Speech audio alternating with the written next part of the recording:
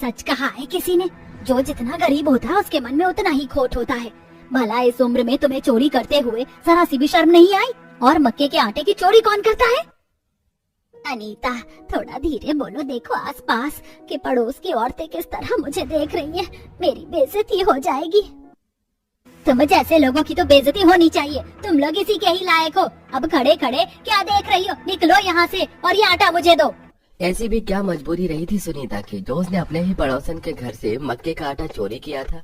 क्या सुनीता सच में कोई चोर थी या इस मक्के के आटे की चोरी के पीछे कोई और वजह थी? इसे जानने के लिए हमें कहानी में आगे बढ़ना होगा। ये लीजिए माँ जी, पिताजी, खिचड़ी खा लीजिए। मैं इन्हें भी खाना खिला देती हूँ। बहू, आज भी तूने खिचड़ी बनाई है? जब से सर्दी का मौसम शुरू हुआ है तब से हम लोग हर रोज बस ये खिचड़ी ही खाए जा रहे हैं। माँ जी, पिताजी ने जो पैसे दिए थे उसमें से आधे से ज्यादा पैसे की तो इनकी दवाई आ गई और जो पैसे बचे थे उसमें बस ये खिचड़ी बनाने का ही सामान आ पाया। जब से सर्दियों का मौसम शुरू हुआ है तब से हर दिन मेरा सरसों का साग और मक्के की रोटी खाने का मन कर रहा है। सर्दियों में ही तो ये सब खाने का मजा आता है, लेकिन हमारे नसीब में कहाँ ये अमीरों वाला खाना लिखा है। ये सब मेरी वजह से हुआ है। अगर आज मेरी ऐसी हालत न होती तो आप लोगों को यूं इस गरीबी से नहीं गुजरना पड़ता। कुछ महीना पहले तक ये गरीब परिवार एक अच्छी जिंदगी जी रहा था। इन्हें 2 वक्त की रोटी बिना किसी परेशानी के नसीब हो रही थी। अर्जुन एक फैक्ट्री में काम करके परिवार का ठीक ठाक गुजारा चला लिया करता था, लेकिन एक सड़क दुर्घटना में अर्जुन अपने दोनों पैर खो देता है, जिसके चलते अर्जुन अब जिंदगी भर के लिए अपाहिज बन जाता है। घर का गुजारा चलाने के लिए अर्जुन के पिता सुरेंद्र एक वॉचमैन की नौकरी करते हैं, लेकिन जो भी सुरेंद्र पैसे कमाता है उसमें से आधे से ज्यादा पैसे अर्जुन की दवाई, घर के किराए के लिए निकल जाते हैं, और जो बचते हैं उसमें इस परिवार को दाल, चावल, सूखी रोटी, चटनी या खिचड़ी नसीब होती है। सुरेंद्र जी, ये लखन है। आज के बाद ये आपकी जगह इस कंपनी में ड्यूटी करेंगे। अरे, ये आप क्या कह रहे हैं? अगर ये लड़का मेरी जगह नौकरी करेगा तो मैं कहाँ जाऊंगा? आप मुझे काम से निकाल रहे हैं। मैं तो आपको पहले ही काम पर नहीं रख रहा था, लेकिन अपने परिवार की परेशानी आपने बताई तो मैंने आपको काम पर रख लिया। आप बहुत ज्यादा बूढ़े हैं, ज्यादा दिनों तक ये वॉचमैन का काम नहीं कर सकते। ये लीजिए आपके 15 दिनों की तनख्वाह। अब से आपको काम पर आने की कोई जरूरत नहीं है। सुरेंद्र अपने बूढ़ेपन की वजह से अपनी नौकरी खो बैठता है, जिसके चलते अब घर की बहू शीतल कई जगहों पर काम ढूंढती है। शीतल को किसी भी जगह पर काम नहीं मिलता, और अगर मिलता भी तो वहाँ का माहौल काफी ज्यादा खराब होता है, जिसके चलते बेचारी शीतल अपने परिवार के लिए कुछ भी नहीं कर पा रही थी। सुरेंद्र लोगों से उधार मांगकर कुछ दिनों तक अपने घर का गुजारा चला लेता है, लेकिन अब धीरे धीरे अब उन सब की हालत खराब हो रही थी। माँ जी, आज तो कुछ ज्यादा ही ठंड हो रही है ना? ठंड तो हो ही रही है। वैसे आज बाहर कितने दिनों के बाद धूप निकली है। चल चल कर थोड़ी देर धूप में बैठते हैं। दोनों सास बहू आंगन में जाकर धूप में बैठ जाती हैं। इतने दिनों बाद धूप निकलने की वजह से आज पड़ोस के कई सारे लोग आंगन में बैठकर इस ठंड के मौसम में गर्मा गर्म मक्के की रोटी और सरसों का साग बना रहे थे। लोगों को मक्के की रोटी और सरसों का साग खाता देख सुनीता को जहाँ खुशी होती है वहीं उसे दुख भी होता है। तुझे पता है शीतल बहू, पहले हम हर साल में सरसों का साग और मक्के की रोटी बनाकर खाया करते थे। अर्जुन और तेरे ससुर जी को तो सरसों का साग और मक्के की रोटी काफी पसंद है। दोनों बाप बेटे अच्छे अच्छे मक्के की रोटी खाया करते थे, लेकिन अब देखो मक्के की रोटी तो दूर, एक मामूली रोटी भी नसीब नहीं हो रही है। शीतल हमेशा देखती थी उसकी सास ससुर का इस ठंड के मौसम में मक्के की रोटी और सरसों का साग खाने का काफी मन करता है, लेकिन गरीबी के चलते बेचारी शीतल कर ही क्या सकती थी। अगर आज मैं ठीक होता तो माँ और पिताजी को अपने मन को यूं मारना नहीं पड़ता। जब उन लोगों को मैं रोज रोज एक ही तरह की खिचड़ी और दलिया खाता देखता हूँ तो कितना दुख होता है। मुझे एक बेटा होकर भी मैं अपने माँ बाप के लिए कुछ नहीं कर पाया और उल्टा उन पर बोझ बनकर बैठ गया।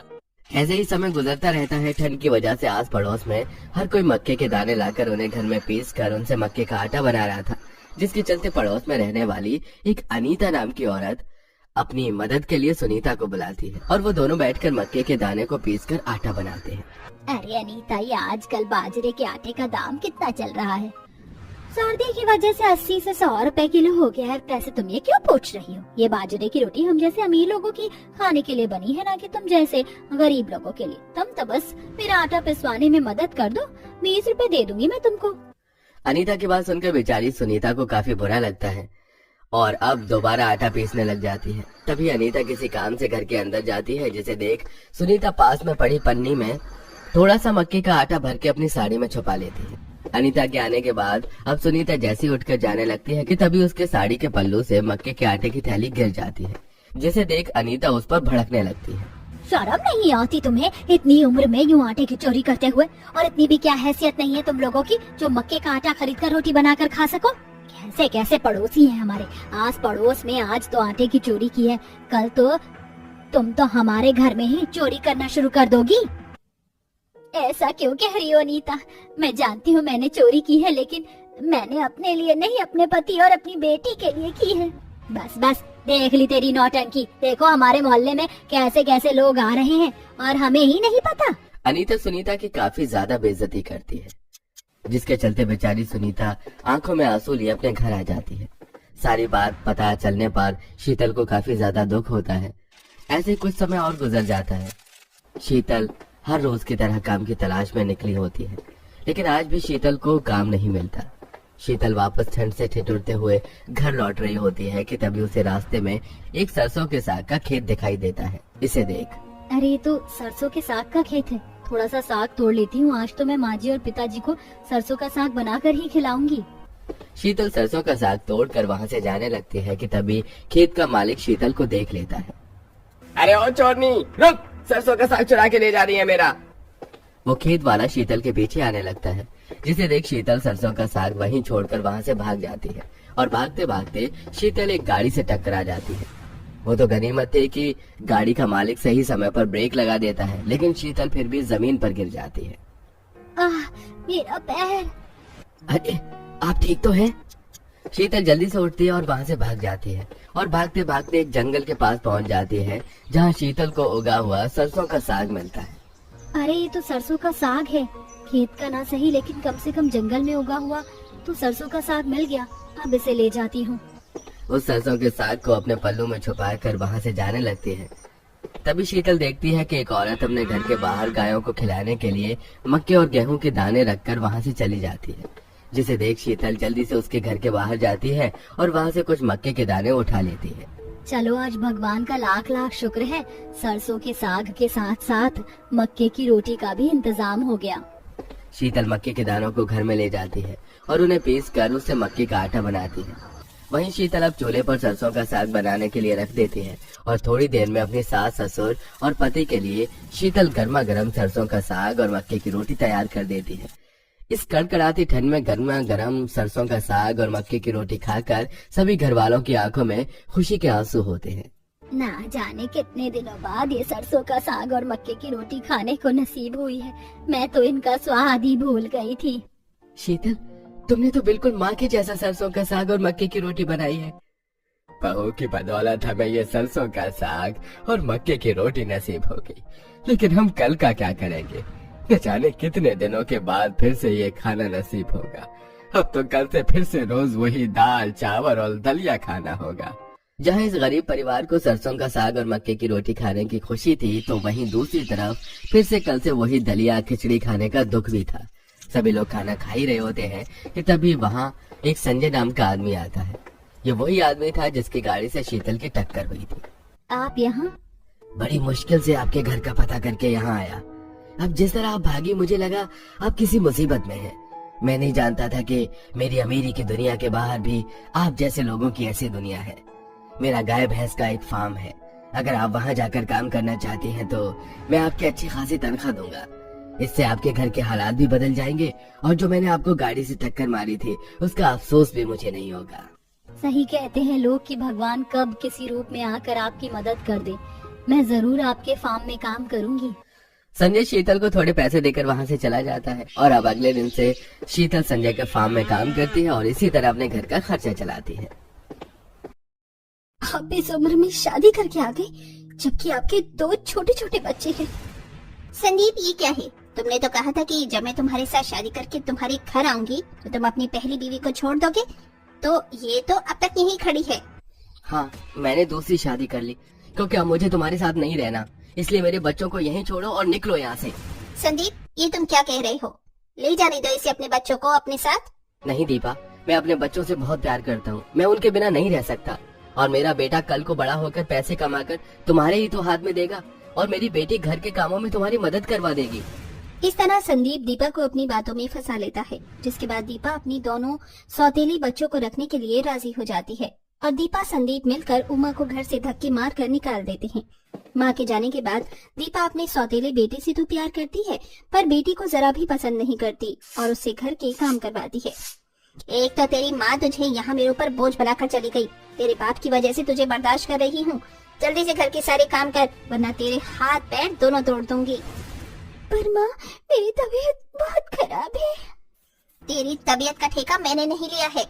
अरे अपने बाप से जाकर बोलियो कि तेरा इलाज करवाए, क्योंकि मैं तो तुझसे सिर्फ और सिर्फ काम ही करवाऊंगी, फिर चाहे तू मर ही क्यों न जाए। जैसे मर जाएगी तो अच्छा रहेगा। बीमार नेहा अपनी माँ के ताने और मार सहती है और चुपचाप तपते बुखार में भी घर के सारे काम करती है। ऐसे ही कुछ दिन बीत जाते हैं और एक दिन दीपा उसे खाने को नहीं देती। माँ, कुछ खाने को दे दो ना, बहुत भूख लग रही है। क्यों, तेरी माँ यहाँ तेरे लिए कुछ छोड़कर गई है जो तुझे दूं? बस एक बार मेरी अपनी औलाद हो जाए, फिर देख कैसे तुझे तेरे बाप से कहकर घर से निकलवाती हूँ। पता नहीं कब वो दिन आएगा जब मेरा तुझसे पीछा छूटेगा। माँ, अब तो आप ही हमारी माँ हैं। आप मेरी बहन को इतना तंग क्यों करती हो? अगर बहन पर ज्यादा तरस आ रहा है तो तेरी हालत भी तेरी बहन की तरह कर दूं? बोल। दीपा की ऐसी बातें सुनकर दोनों बच्चे डर जाते हैं और कुछ नहीं बोलते। देखते ही देखते समय गुजरता है और बहुत जल्द दीपा की भी एक बेटी हो जाती है और वो अपनी बेटी को भी उसकी सौतेली बहन के खिलाफ भड़काती है। दूर हटो, अगर मेरी सामान को हाथ लगाए तो माँ से तुम्हारी शिकायत कर दूंगी। अब फिर तुम्हें माँ इतना मारेगी कि तुम 4 दिन तक बिस्तर पर पड़ी रहोगी। तुम मेरी बहन नहीं हो, खबरदार अगर मेरे कमरे में भी आई तो। मेरा इस दुनिया में कोई नहीं है। माँ, तुम कहाँ चली गई? क्यों मुझे इस महल जैसे घर में अकेला छोड़कर गई? कहने को तो ये महल जैसा घर है, पर हर समय ये मुझे काटने को दौड़ता है, जहाँ मैं बिल्कुल भी खुश नहीं हूँ तुम्हारे बिना। नेहा हर पल बस अपनी माँ को याद करती है, पर वो चाहकर भी अपनी माँ के पास नहीं जा पाती। समय यूं ही गुजरता है और देखते ही देखते नेहा 25 साल की हो जाती है। हमारी नेहा 25 साल की हो गई है। मैं सोच रहा हूँ उसकी शादी करवा दूं। अरे ये तो आपने बहुत अच्छा फैसला लिया है। अब तो ओम भी काम करने लगा है और हमारे पास पैसों की क्या कमी है। हम इसी साल उसकी शादी कर देंगे और मेरी नजर में तो एक बहुत अच्छा लड़का भी है। आप बस मना मत करना। आखिर नेहा मेरी भी बेटी है, भले ही मैं उसकी सौतेली माँ हूँ, पर मैं उसका बुरा थोड़ी ना चाहूंगी। जानता हूँ दीपा, इसलिए नेहा की शादी की जिम्मेदारियाँ मैं तुम्हारे कंधे पर छोड़ रहा हूँ और सोच रहा हूँ कि बिजनेस की ट्रिप के लिए चला जाऊँ। वहाँ मुझे पता नहीं कितना टाइम लग जाए, इसलिए मेरे पीछे सब कुछ तुम्हें ही संभालना होगा। आप फिक्र मत करो, मैं सब संभाल लूंगी। ऐसे कल हमारी बेटी रीता का जन्मदिन है, क्या सोचा है आपने? सोचना क्या है, हमारी रीता 10 साल की हो गई है। जैसे हम हर साल उसका जन्मदिन मनाते हैं, वैसे ही कल भी उसके जन्मदिन पर पार्टी रखेंगे। नेहा और रीता का जन्मदिन एक ही दिन होता है, पर किसी को भी नेहा का जन्मदिन याद नहीं रहता और घर के सभी लोग बड़े ही धूमधाम से रीता का जन्मदिन मनाते हैं। वहीं नेहा किचन में गिलास में कोल्ड ड्रिंक करते हुए बहुत रोती है, क्योंकि घर में किसी को भी उस बेचारी बिन माँ की बेटी का बर्थडे याद ही नहीं होता। माँ, पता नहीं आप कहाँ पर हो। अगर आप मेरे साथ होती, चाहे आप मेरा बर्थडे कितनी भी मुश्किलों से मनाती, पर मुझे ये खुशी जरूर नसीब होती। काश माँ, आप भी मेरे साथ होती। समय यूं ही गुजरता है और दीपा नेहा का रिश्ता एक गरीब घर के लड़के से तय कर देती है। आप मेरे साथ इतना बुरा कैसे कर सकती हैं? माना कि मैं आपकी सौतेली बेटी हूँ, पर आप मेरी शादी गरीब लड़के से कैसे करवा सकती हैं? दीदी, शादी कर लो, भले ये हमारा महलों जैसा घर है, पर तुम जहाँ कभी खुश नहीं रही। अगर तुम गरीब घर में भी जाकर खुश रहोगी तो मुझे खुशी पहुँचेगी। जो सुख मुझे और रीता को मिला वो तुम्हें कभी नहीं मिला। सही मौका मिला है, अपनी सौतेली माँ से पीछा छुड़ा लो। वो बेटा, वो दिखा दिया ना तूने कि अपनी माँ अपनी होती है और सौतेली माँ सौतेली। मैंने तुझे पढ़ाया लिखाया, तेरे साथ कभी कोई बैर नहीं रखा, पर फिर भी तू मेरी ही बुराई अपनी बहन से मेरे मुंह पर कर रहा है। क्योंकि माँ, इसके पीछे भी तुम्हारा स्वार्थ था। ओम के कहने पर नेहा चुपचाप इस रिश्ते के लिए हाँ कर देती है और बहुत जल्द नेहा की शादी तरुण नाम के एक बेहद गरीब लड़के से हो जाती है और दीपा अपनी सौतेली बेटी को खाली हाथ विदा कर देती है। पर ससुराल जाकर जब दीपा अपनी ससुराल देखती है तो उसके होश उड़ जाते हैं। मेरा ससुराल इतना गरीब है क्या? मैं अब अपनी सारी जिंदगी इस झोपड़ी में गुजारूंगी। नेहा, मैं जानता हूँ तुम मेरा झोपड़ी जैसा घर देखकर बहुत दुखी होगी, पर मैं तुमसे वादा करता हूँ तुम्हें यहाँ जिंदगी का सारा सुख मिलेगा। आओ अंदर चलो और मेरी माँ और बहन से मिलो। अब नेहा अपने पति के साथ अंदर जाती है, जहाँ वो अपनी सास को देखकर अचंभित रह जाती है। कुछ देर बाद पूरा परिवार खाना खाकर सो जाता है, पर नेहा को नींद नहीं आती और वो रात के 1 बजे अपनी सास के साथ घर के बाहर जाती है और अपनी सास से कहती है, माँ, भगवान ने मेरी किस्मत में क्या लिखा है। पहले उन्होंने मुझे तुमसे दूर कर दिया और अब उन्होंने मुझे तुम्हारे ही सामने बहू के रूप में लाकर खड़ा कर दिया। तुम मेरी माँ से मेरी सास बन गई। नहीं बेटा, भगवान से शिकायत मत कर। मैं उस समय लाचार थी। तेरे पापा ने और तेरी सौतेली माँ ने मुझे दूध में पड़ी मक्खी की तरह निकाल फेंका। मैं चाह कर भी तुझे अपने साथ नहीं ले जा पाई। मैं बेसहारा और अकेली हो गई, दर दर की ठोकर खा रही थी। तब जाकर तरुण के पिता ने मुझे अपना साथ दिया और बदले में मैंने उनके बेटे को पाला। तरुण मेरा सौतेला बेटा है, पर मैंने उसे हमेशा सगी माँ की तरह माना। इसलिए आज भी तू मेरी बेटी ही है। जैसा तू सोच रही है वैसा कुछ नहीं है। पर माँ, मैं तुमसे बहुत नाराज हूँ। मैं तुम्हें कभी माफ नहीं करूंगी। तुम मुझे छोड़कर क्यों आ गई? फिर कभी पलटकर मेरे पास नहीं आई। नेहा अपनी माँ को देखकर अंदर से जितनी खुश थी उतनी ही ज्यादा नाराज भी। समय यूं ही गुजरता है और धीरे धीरे अब नेहा को अपनी झोपड़ी से ससुराल में अच्छा लगने लगता है, पर उसकी नाराजगी अब भी खत्म नहीं होती। ऐसे ही एक दिन जब बीमार नेहा सो रही होती है, नेहा, तुझे तो बहुत तेज बुखार है बेटा, रहने दे, आज तो कुछ काम मत कर। अंजलि भाभी की तबीयत ठीक नहीं है, आज घर का सारा काम हम ही करेंगे। तो जल्दी से चूल्हा लीप ले, जब तक मैं लकड़ियां ले आती हूँ। और हाँ, मुझे तुझसे कुछ बात करनी है। परसों तेरी भाभी का जन्मदिन है। वो खुद भी अपना जन्मदिन मनाना भूल गई है, पर हमें तो याद है, इसलिए हमें इस बार तेरी भाभी का जन्मदिन स्पेशल बनाना है। माँ, तुम फिक्र मत करो, भाभी के जन्मदिन पर मैं पूरा घर फूलों से सजाऊंगी और भाभी के जन्मदिन को बहुत खास बना दूंगी। क्योंकि उस दिन नेहा की तबीयत ज्यादा खराब थी, इसीलिए अंजलि और उमा खुद ही घर का सारा काम कर लेती हैं। देखते ही देखते 2 दिन बीत जाते हैं और नेहा का जन्मदिन आ जाता है। नेहा सो रही होती है और रात के 12 बजे अंजलि और उमा मिलकर उसका फेवरेट चॉकलेट केक बनाती हैं और उसे उठाती हैं और उससे केक कटवाते हैं और अगले दिन उसकी पसंद का खाना बनाते हैं और पूरा घर भी सजाते हैं।